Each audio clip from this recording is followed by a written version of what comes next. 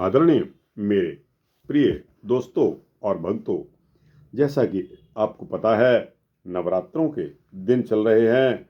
माता को हर कोई पूजता है, देवी माता, और देवी के चरित्रों का पाठ हर जगह हो रहा है। दोस्तों, इसी संदर्भ में देवी चरित्रों के पाठ का क्या महात्म्य है, इसके बारे में यह सूक्ष्म वृत्तांत आपके समक्ष रख रहा हूँ। उम्मीद करता हूँ कि यह वृत्तांत आपको पसंद आएगा। दोस्तों, यह वृत्तांत श्री मार्कंडेय पुराण से लिया गया है और आपके समक्ष यह हाजिर कर रहा हूँ। दोस्तों, आइए इस वृत्तांत को शुरू करने की इजाजत दीजिए। दोस्तों और भक्तों, आइए इस वृत्तांत को सबसे पहले इस श्लोक के साथ पढ़ते हैं। ओम विद्युदामसंप्रभां मृगपतिस्कन्धस्थितां भीषणां कन्याभिः करवालखेटविलसद्सत्ताभिरासेवितं हस्तैश्चक्रगदाशिखेट विशिखाश्चापं गुणं तर्जनीं बिभ्राणां मनलात्मिकां शशिधरां दुर्गा त्रिनेत्रां भजे। अर्थात मैं तीनों नेत्रों वाली दुर्गा देवी का ध्यान करता हूँ। उनके श्री अंगों की प्रभा बिजली के समान है। वे सिंह के कंधे पर बैठी हुई भयंकर प्रतीत हो रही हैं।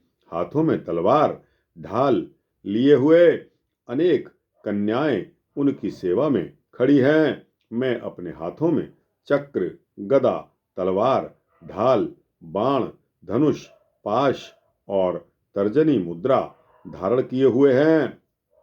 वे अपने हाथों में चक्र, गदा, तलवार, ढाल, बाण, धनुष, पाश और तर्जनी मुद्रा धारण किए हुए हैं। उनका स्वरूप अग्निमय है और वे माथे पर चंद्रमा का मुकुट धारण करती हैं। देवी ने कहा कि हे देवताओं, जो एकाग्रचित होकर प्रतिदिन इन स्तुतियों से मेरा स्तवन करेगा, उसकी सारी बाधा मैं निश्चय ही दूर कर दूंगी। मैं मधु कैटभ का नाश, महिषासुर का वध तथा शुंभ निशुंभ के संहार के प्रसंग का पाठ करेंगे। जो मधु कैटभ का नाश, महिषासुर का वध तथा शुंभ निशुंभ के संहार के प्रसंग का पाठ करेंगे तथा अष्टमी, चतुर्दशी और नवमी का भी जो एकाग्रचित होकर भक्तिपूर्वक मेरे उत्तम महात्म का श्रवण करेंगे, उन्हें कोई भी पाप नहीं छू सकेगा। उन पर पाप जनित आपत्तियां भी नहीं आएंगी। उनके घर में कभी दरिद्रता नहीं होगी तथा उनको कभी प्रेमी जनों के विछोह का कष्ट भी नहीं भोगना पड़ेगा।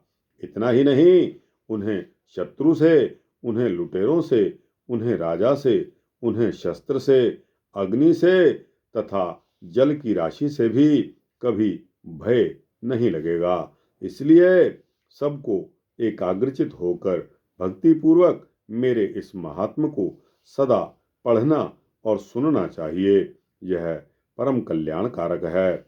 मेरा महात्म्य महामारी जनित समस्त उपद्रवों तथा आध्यात्मिक आदि तीनों प्रकार के उत्पातों को शांत करने वाला है। मेरे जिस मंदिर में प्रतिदिन विधि पूर्वक मेरे इस महात्म्य का पाठ किया जाता है, उस स्थान को मैं कभी नहीं छोड़ती। वहां सदा ही मेरा सन्निधान बना रहता है। बलिदान, पूजा, होम तथा महोत्सव के अवसरों पर मेरे इस चरित्र का पूरा पूरा पाठ और श्रवण करना चाहिए। ऐसा करने पर मनुष्य विधि को जानकर या बिना जाने भी मेरे लिए जो बलि, पूजा या होम आदि करेगा, उसे मैं बड़ी ही प्रसन्नता के साथ ग्रहण करूंगी। शरत काल में जो वार्षिक महापूजा की जाती है, उस अवसर पर जो मेरे इस महात्म को भक्तिपूर्वक सुनेगा, वह मनुष्य मेरे प्रसाद से सब बाधाओं से मुक्त तथा धन धान्य एवं पुत्र से संपन्न होगा, इसमें तनिक भी संदेह नहीं है। मेरा यह महात्म्य, मेरे प्रादुर्भाव की सुंदर कथाएं तथा युद्ध में किए हुए मेरे पराक्रम सुनने से मनुष्य निर्भय हो जाता है। मेरे महात्म्य का श्रवण करने वाले पुरुषों के शत्रु नष्ट हो जाते हैं, उन्हें कल्याण की प्राप्ति होती है तथा उनका कुल आनंदित रहता है। सर्वत्र शांति, कर्म में बुरे स्वप्न दिखाई देने पर तथा ग्रह जनित भयंकर पीड़ा उपस्थित होने पर महात्म्य श्रवण करना चाहिए। इससे सब विघ्न तथा भयंकर ग्रह पीड़ाएं शांत हो जाती हैं और मनुष्यों द्वारा देखा हुआ दुह स्वप्न सुख में परिवर्तित हो जाता है। बाल ग्रहों से आक्रांत हुए बालकों के लिए यह महात्म्य शांति कारक है तथा मनुष्यों के संगठन में फूट होने पर यह अच्छी प्रकार मित्रता कराने वाला होता है। यह महात्म्य दुराचारियों के बल का नाश करने वाला है। इसके पाठ मात्र से राक्षसों, भूतों और पिशाचों का नाश हो जाता है। मेरा यह सारा महात्म्य मेरे सामीप्य की प्राप्ति कराने वाला है। पशु, पुष्प, अर्घ्य, धूप, दीप, गंध आदि उत्तम सामग्रियों द्वारा पूजन करने से, ब्राह्मणों को भोजन कराने से, होम कराने से, प्रतिदिन अभिषेक करने से, नाना प्रकार के अन्य भोगों को अर्पण करने से, दान देने से आदि से 1 वर्ष तक जो मेरी आराधना की जाती है और उससे मुझे जितनी प्रसन्नता होती है उतनी प्रसन्नता मेरे इस उत्तम चरित्र का एक बार श्रवण करने मात्र से हो जाती है। यह महात्म्य श्रवण करने पर पापों को हर लेता है और आरोग्य प्रदान करता है। मेरे प्रादुर्भाव का कीर्तन समस्त भूतों से रक्षा करता है तथा मेरा युद्ध विषयक चरित्र दुष्ट दैत्यों का संहार करने वाला है। इसके श्रवण करने पर मनुष्यों को शत्रु का भय नहीं रहता है। हे देवताओं, तुमने और ब्रह्मर्षियों ने जो मेरी स्तुतियां की हैं तथा ब्रह्मा जी ने जो स्तुतियां की हैं वे सभी कल्याणमयी बुद्धि प्रदान करती हैं। वन में, सूने मार्ग में या दावानल से घिर जाने पर, निर्जन स्थान में लुटेरों के दाव में पड़ जाने पर या फिर शत्रुओं से पकड़े जाने पर या जंगल में सिंह, व्याघ्र या जंगली हाथियों के पीछा करने पर, कुपित राजा के आदेश से वध या बंधन के स्थान में ले जाए जाने पर अथवा महासागर में नाव पर बैठने के बाद भारी तूफान से नाव के डगमग होने पर और अत्यंत भयंकर युद्ध में शस्त्रों का प्रहार होने पर अथवा वेदना से पीड़ित होने पर, किंबहुना सभी भयानक बाधाओं के उपस्थित होने पर जो मेरे इस चरित्र का स्मरण करता है वह मनुष्य संकट से मुक्त हो जाता है। मेरे प्रभाव से सिंह आदि हिंसक जंतु नष्ट हो जाते हैं तथा लुटेरे और शत्रु भी मेरे चरित्र का स्मरण करने वाले पुरुष से दूर भागते हैं। ऋषि मुनि कहते हैं कि इस तरह कहकर प्रचंड पराक्रम वाली मां भगवती चंडिका सब देवताओं के देखते देखते वहीं अंतर्ध्यान हो गई। फिर समस्त देवता भी शत्रुओं के मारे जाने पर निर्भय होकर पहले की ही भांति यज्ञ भाग का उपभोग करते हुए अपने अपने अधिकार का पालन करने लगे।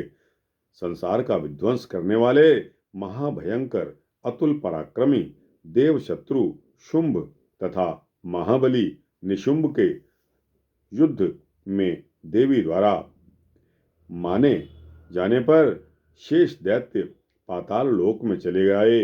हे राजन, इस प्रकार भगवती अंबिका देवी नित्य होती हुई भी पुनः पुनः प्रकट होकर जगत की रक्षा करती हैं। वे ही इस विश्व को मोहित करती, वे ही जगत को जन्म देती और वे ही प्रार्थना करने पर संतुष्ट हो सद्ज्ञान एवं समृद्धि प्रदान करती हैं। हे राजन, महाप्रलय के समय महामारी का स्वरूप धारण करने वाली वे महाकाली ही इस समस्त ब्रह्मांड में व्याप्त हैं। वे ही समय समय पर महामारी होती और वे ही स्वयं अजन्मा होती हुई भी सृष्टि के रूप में प्रकट होती हैं। वे सनातनी देवी ही समय के अनुसार संपूर्ण भूतों की रक्षा करती हैं। मनुष्यों के अभ्युदय के समय वे ही घर में लक्ष्मी के रूप में स्थित होकर उन्नति प्रदान करती हैं और वे ही अभाव के समय दरिद्रता बनकर विनाश का कारण होती हैं। पुष्प, धूप और गंध आदि से पूजन करके उनकी स्तुति करने पर वे धन, पुत्र, धार्मिक बुद्धि तथा उत्तम गति प्रदान करती हैं। दोस्तों, इस प्रकार श्री मार्कंडेय पुराण में सावर्णिक मनवंतर की कथा के अंतर्गत देवी महात्म्य में फल स्तुति नामक 11वां अध्याय यहाँ संपूर्ण होता है। आपको कैसा लगा? अच्छा लगा हो तो इसको लाइक और शेयर कीजिए, अपने दोस्तों, भक्तों, मित्रों, जिज्ञासुओं तक भेजिए। कमेंट सेक्शन में अपनी राय अवश्य दीजिए। और दोस्तों, इस चैनल को अगर आप सब्सक्राइब कर देंगे तो इसी तरह के सूक्ष्म भक्ति वृत्तांत आपको सर्वप्रथम मिलेंगे। जय माता दी, जय माता दी।